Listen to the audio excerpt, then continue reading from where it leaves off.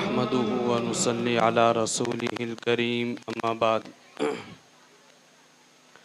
فأعوذ بالله من الشيطان الرجيم بسم الله الرحمن الرحيم قلنا اهبطوا منها جميعا فإما يأتينكم مني هدى فمن تبع هداي فلا خوف عليهم ولا هم يحزنون والذين كفروا وكذبوا بآياتنا أولئك أصحاب النار هم فيها خالدون صدق الله العظيم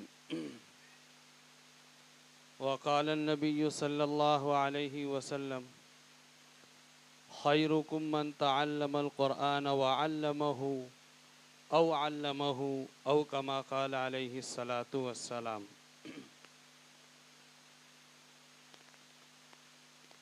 قابل صد احترام حضرات علماء کرام، اساتذہ کرام، سرپرست حضرات، پردہ نشین مائیں اور بہنیں اور عزیز طلباء و طالبات،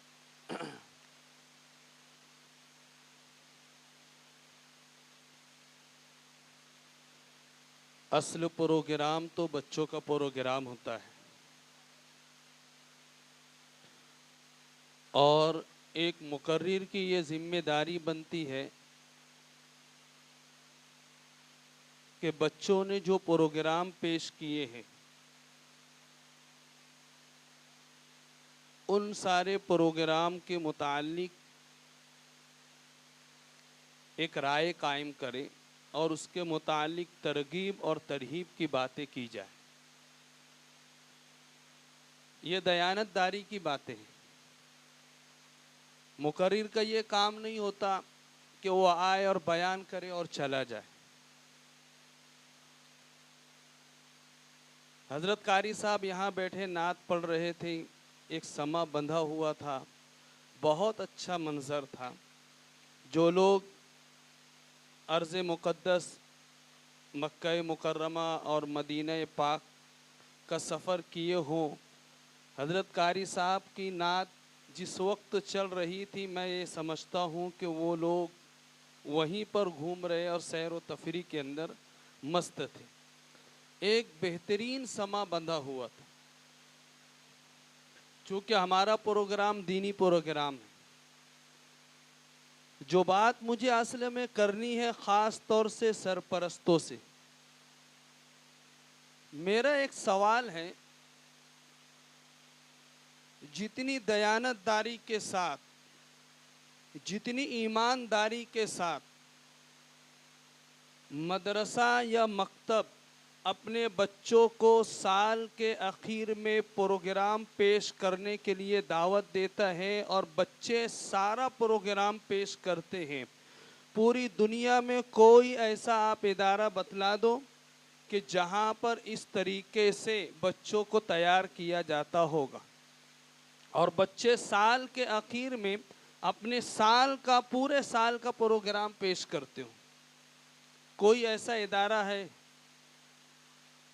آپ اسکول کو لے لو، کالج کو لے لو، یا دوسرے مذہب کی جو دوسرے مذہب کی جو تعلیم گاہیں ہیں آپ ان کو لے لو، کوئی ایک بھی آپ مثال پیش نہیں کر سکتے مدرسے کے علاوہ، مکتب کے علاوہ، کہ سال بھر بچہ آیا ہو، تعلیم حاصل کیا ہو اور اس بچے کو سال کے اخیر میں کھڑا کر دیا گیا ہو، پورا سبق، پوری کتاب اور پورے کتاب کے مجموعے کو اس نے آ کر کے سنایا ہو۔ سوائے مکتب اور مدرسے کے علاوہ کوئی ایسا ادارہ نہیں ہے۔ یہ ان مدارس کی خدمات ہیں، اس بات کو مجھے بتانا ہے۔ یہ ان مدارس کی خدمات ہے، ان مکاتب کی خدمات ہے کہ ایک شروع سال میں ایک طالب علم آتا ہے، مکتب میں مدرسے کے اندر جگہ لیتا ہے، تعلیم حاصل کرتا ہے، اور جب سال کا آخر ہوتا ہے تو وہ طالب علم اس کو جو اسباق پڑھائے گئے ہوں ان اسباق کو باقاعدہ مائک پر آ کر کے प्रोग्राम की शक्ल में सरपरस्तों के सामने, अपने दोस्त अहबाब के सामने पेश करता हूँ। जाहिर सी बात है, ये इन मकातिब की, इन मदारिस की दयानतदारी है। इन्होंने जो पढ़ाया हमने सुना, इन्होंने जो तालीम दी हमने उसको समाअत किया, इन्होंने जो तरबियत की साल भर, हमारा मुशाहदा और तजुर्बा रहा है कि साल भर हमारे बच्चे हमारे घरों पर आ करके अपने अखलाक को, अपनी तहजीब को बदलते रहे। कल तक बच्चा घर में दाखिल होता था, सलाम नहीं करता था, लेकिन जब मकतब में आया, मकतब का पहला दिन था, उस्ताद ने उसको तालीम दिया कि जब कहीं जाओ तो जाने के बाद सबसे पहला कलाम सलाम कहो, सबसे पहला कलाम सलाम कहो। अस्सलामु क़ब्लल कलाम, हदीस पाक में आता है कि कलाम करने से पहले सलाम करो। बच्चे ने ये तालीम हासिल की। जब बच्चा मकतब से पहला दिन पूरा करने के बाद घर आया तो उसने क्या कहा? अस्सलामु अलैकुम, ज़ोर से उसने सलाम पेश किया घर वालों पर। ये तरबियत थी इन मकातिब की, और उसका असर पहले दिन जाहिर हुआ। बच्चा जब घर से निकलता है तो बच्चा दुआ पढ़ करके निकलता है, अल्लाह की ज़ात पर एतमाद और भरोसा करके निकलता है। बिस्मिल्लाहि तवक्कलतु अलल्लाह, उस रब के नाम से मैं सफ़र शुरू कर रहा हूँ जिसकी ज़ात के ऊपर हम भरोसा और एतमाद करते हैं, जो हादसात से महफूज रखती है और बचाती है। ये तरबियत है। अखलाकियात के ऊपर अगर आप आओगे तो मदरसे का तालिब इल्म है, उसकी ज़ुबान से नाज़ेबा कलिमात नहीं निकलेंगी। अगर खुदा न खास्ता निकले तो उसको टोकने वाले 10 होंगे कि बेटे तुम मदरसा पढ़ते हो, ये तुम्हारी तहजीब नहीं है कि तुम गाली से बात करो। एक आम आदमी गाली देगा, कोई उसको नहीं रोकेगा, कोई उसको नहीं टोकेगा, लेकिन मदरसे का अगर कोई बच्चा नाज़ेबा कलिमात निकाले तो उनके उस्ताद ने उनकी ऐसी तरबियत की है कि 10 लोग उसको उसके रास्ते पर लाते हैं। अव्वलन तो उसकी ज़ुबान से ये कलिमात निकलते नहीं। मेरी पूरी बातों का खुलासा ये है कि ये जो मदारिस हैं, ये जो मकातिब है, ये हमारे बच्चों को हकीकी मानों में इंसान बना रहे, हकीकी मानों में इंसान बना रहे हैं और इंसानियत की तालीम देते हैं। इन लोगों के जो मेहनतें हैं, इन असातिज़ाए किराम की जो कोशिशें हैं, जो काविशें हैं, वो कोई मामूली नहीं होती है। लेकिन दुनिया की नज़रों में चाहे ये कम कीमत हो या खुल कर कहूँ बेवकात हो, खुदाए पाक की कसम, इस आसमान के नीचे, इस धरती के ऊपर इन लोगों की मिसाल ऐसी है और इनके पास पढ़ने वाले तलबा की मिसाल ऐसी है जैसे हम इस धरती पर रह करके आसमान के चांद और सितारों को देखते हैं। ऐसे ही आसमान पर रहने वाले फरिश्ते सारे इंसानों में इन मुअल्लिमीन और इनके मुतअल्लिमीन यानी पढ़ने वालों को ऐसा ही देखते हैं जैसे हम ज़मीन पर रहकर चांद और सितारे आसमान पर देख रहे हैं। इतनी बड़ी वक़ात, इतना ऊंचा मकाम इन मुअल्लिमीन और इन मुतअल्लिमीन का है। हदीस पाक में आता है, जब एक तालिब इल्म अपने घर से इल्म के हुसूल के लिए निकलता है तो फरिश्ते इनके पैरों के नीचे अपने परों को बिछाते हैं। इतना बड़ा एजाज़ दुनिया में किसी को हासिल है? दुनिया में इतना बड़ा मकाम किसी को है कि फरिश्ते मासूम मखलूक हैं, अल्लाह की ऐसी मखलूक है जो कभी नाफरमानी नहीं करते। ला यासून अल्लाह मा अमरहुम, और वो काम कर गुजरते हैं जिनका अल्लाह उनको हुक्म देता है। व यफ़अलून मा युअमरून, سب سے زیادہ معصوم مخلوق، گناہوں سے پاک اور منزہ، ایسی پاک باز معصوم مخلوق ہمارے ان بچوں کے واسطے ان کے پروں کے اپنے پروں کے نیچے ان کے پیروں کے نیچے اپنے پروں کو رکھتے ہیں. کتنا بڑا اعزاز ہے ان بچوں کا. ایک ٹیچر سے حضرات یہاں بیٹھ کر کے جو باتیں کہہ رہے تھے میں ان کی باتوں کی تائید کرتا ہوں. اس دنیا کے اندر سب سے پہلے دینی تعلیم سے بھی پہلے دنیاوی تعلیم آئی ہے. اگر آپ ہی بیان کر رہے تھے، میں آپ کو یہ بات بتا دوں، اس دنیا میں دینی تعلیم سے پہلے سائنس اور دنیاوی تعلیمات آئی ہے. آپ یہ بات سمجھ لیں، یہ ہمارے مذہب کی خصوصیت ہے. اللہ نے جو دین اور جو اسلام جو دھرم ہمیں دیا ہے یہ اسی کا خاصہ ہے. آپ مجھے بتائیے حضرت آدم علیہ السلام کو کس بات کی تعلیم دی گئی تھی؟ کس بات کی تعلیم دی گئی تھی؟ دنیا میں جو چیزیں ہیں ان کو آپ کیسے استعمال کرو گے اس بات کو بتلایا گیا تھا. دنیا میں جو چیزیں ہیں ان سے آپ کیسے فائدہ اٹھا سکتے ہو. غالباً سائنس کی تعریف بھی یہی ہوگی. میں بہت زیادہ اسکول نہیں پڑھا ہوں، لیکن حضرت آدم علیہ السلام جب اس دنیا کے اندر تشریف لائے تو آپ کو اللہ پاک نے جو علوم دے کر کے بھیجے تھے سب سے پہلے وہ علوم تھے جن کا تعلق دنیا سے تھا اور جن سے فائدہ اٹھا کر کے اپنی ذات کو بھی اور دنیا کے لوگوں کو بھی فائدہ پہنچانا مقصود تھا. اسی لیے حدیث پاک میں آتا ہے کہ پیالہ ہے تو یہ پیالے کا نام دیا گیا اور پیالے سے کیا فائدہ ہوتا ہے وہ بتلایا گیا. چمچہ ہے، رکابی ہے، بھگونا ہے، یعنی دنیا کی کم و بیش جو چیزیں استعمال کی ضروری تھیں اللہ پاک نے سب سے پہلے ان علوم کو نازل کیا. اسی لیے ہمارے بعض اکابرین کا یہ کہنا ہے کہ اس دنیا میں سب سے پہلے عصری علوم آیا، اس کے بعد دینی علوم آیا.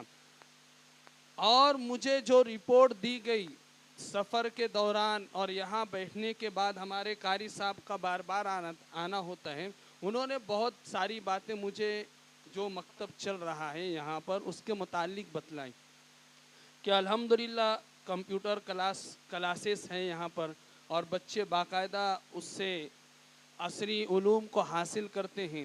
یہ ہمارے لیے بہت بڑی سعادت کی بات ہے کہ ہمارا بچہ جہاں ایک طرف حافظ قرآن بن رہا ہے وہیں پر دوسری طرف اس کے دوسرے ہاتھ میں سائنس ہے. یہ بہت بڑی چیز ہے اور ہمیں اس کی تعلیم دی گئی ہے کہ ہم عصری علوم کے ساتھ ساتھ دینی علوم کو بھی حاصل کریں. لیکن ہماری قوم پسماندگی میں، پچھڑے پن میں اتنی زیادہ تنزلی کا شکار ہوتی گئی ہے، اتنی زیادہ کہ اس کو جس ملک کے اندر رہنا ہے اس ملک کے قاعدے قوانین تو بہت دور کی بات، جن چیزوں سے اس کو فائدہ اٹھانا ہے اس کا بھی اس کو علم نہیں ہوتا، اس کا بھی اسے علم نہیں ہوتا. اور دوسری قومیں تعلیم کے نام پر اتنا آگے بڑھ چکی ہے کہ ہم لوگ حیرت کرتے ہیں، ہم لوگ ان چیزوں کو معیوب سمجھتے ہیں. عصری تعلیم ہو یا دینی تعلیم ہو، سارے علوم اللہ پاک کی طرف سے. عصری علوم کا فائدہ دنیا تک محدود ہے لیکن دینی علوم کا تعلق دنیا سے متجاوز ہو کر آگے بڑھ کر کے آخرت تک پہنچاتا ہے. اور جو لوگ دین کا علم حاصل کرتے ہیں وہ لوگ اللہ پاک کے حضور جب مرنے کے بعد پہنچتے ہیں تو اللہ پاک ان کو انعام کی شکل میں اپنے مہمان خانے جنت کے اندر جگہ عطا فرماتے ہیں. میں نے قرآن پاک کی ایک آیت پڑھی ہے، قُلْنَا اهْبِطُوا مِنْهَا جَمِيعًا. اس کا تعلق حضرت آدم، حضرت حوا علیہم السلام اور شیطان سے متعلق ہے. جب اللہ پاک نے ان دونوں کو جنت کے اندر جگہ عطا فرمائی تو شیطان وسوسہ ڈال کر کے آپ کو بہکایا، آپ ان کی باتوں میں آ گئے اور اللہ پاک کے حکم کو آپ نے ٹال دیا. نتیجہ یہ ہوا کہ حکم عدولی کی بنیاد پر اللہ پاک نے دنیا کے اندر اتارنے کا فیصلہ کیا۔ آپ نے ایک بات کہی، فمن تبع ہدائے، کہ میری طرف سے تم لوگوں کے پاس ہدایتیں آئے گی۔ ہدایت کیا ہے؟ قرآن کا علم ہے، اور قرآن اسلام کی اساس اور بنیاد ہے۔ اس کے اوپر پوری اسلام کی عمارتیں قائم ہیں۔ نماز ہے، روزہ ہے، صدقہ ہے، حج ہے، زکوٰۃ ہے، یہ سارے وہ علوم ہیں اور ساری وہ عبادتیں ہیں وہ جو قرآن پاک سے نکلی ہوئی ہیں، اور اس اسلام کے سارے مجموعے کو اور دین کی ساری باتوں کو کیا کہا جاتا ہے؟ ہدایت۔ اسی کو قرآن پاک میں کہا گیا کہ میری طرف سے تم لوگوں کے پاس ہدایت آئے گی پیغمبروں کے ذریعے، آسمانی کتابوں کے ذریعے۔ فمن تبع ہدائے، اب تم میں سے جو لوگ ان ہدایت کی باتوں اور چیزوں کو حاصل کر کے ان کی پیروی کرے گا، ان کے اوپر عمل کرے گا، فلا خوف علیہم ولا هم یحزنون، ان کو نہ کسی قسم کا خوف ہوگا، نہ ہی وہ لوگ غمگین ہوں گے۔ ہدایت کی جو باتیں ہیں وہ ہمارے مکاتب میں عقائد کی شکل میں، احادیث مبارکہ کی شکل میں، قرآن پاک کے سیکھنے اور سکھانے کی شکل میں، اخلاقیات اور معاشرت کی باتوں کی شکل میں، ان ساری چیزوں کے مجموعے کو ان مکاتب اور مدارس کے اندر پڑھایا جاتا ہے۔ ایک طالب علم ان چیزوں کو حاصل کرتا ہے اور حاصل کر کے اپنی عملی زندگی کے اندر ان چیزوں کو داخل کرتا ہے۔ اسی کو قرآن پاک میں ہدایت کہا گیا۔ تو اللہ پاک نے ایک بات ارشاد فرمائی کہ میری طرف سے آنے والی ہدایت کو جو لوگ اپنی عملی زندگی کے اندر داخل کریں گے، اللہ پاک ان کو دو قسم کا انعام عطا فرمائیں، لا خوف علیہم ولا هم یحزنون، نہ ان کو کسی قسم کا خوف ہوگا مستقبل کے اعتبار سے، ولا هم یحزنون، اور نہ ہی ماضی کی کسی چیز کے چھوٹ جانے کو ان کو غم ہوگا۔ خوف کا تعلق مستقبل سے ہے اور حزن کا تعلق ماضی سے ہے۔ خوف کا مطلب یہ ہے کہ تم کو آخرت کے اندر کسی قسم کا ڈر نہیں ہوگا کہ تم کو جہنم کا عذاب دیا جائے گا، اللہ پاک کا دیدار نہیں ہوگا، اللہ پاک ناراض ہوں گے، ان چیزوں کا ڈر اور خوف ہے۔ اللہ پاک فرما رہے ہیں کہ جو میری ہدایت کی پیروی کرے گا ان کو آخرت میں کسی قسم کا ڈر نہیں ہوگا، وَلَا هُمْ يَحْزَنُونَ، اور جنت ایسی چیز ہے، ایسی جگہ کا نام ہے کہ مستقبل میں ماضی میں جو چیزیں چھوٹ چکی ہیں ان کا بھی غم نہیں ہوگا۔ انسان جب زندگی کے ایک معتد بھی زمانے کو پورا کرتا ہے تو اس کا ماضی اس کو یاد آتا ہے کہ ماضی میں نے یہ غلط کیا، ماضی میں میرے ساتھ یہ نقصان ہوا، ان چیزوں کو محسوس کر کے سوچ کر کے وہ تھوڑا غم سے نڈھال ہوتا ہے۔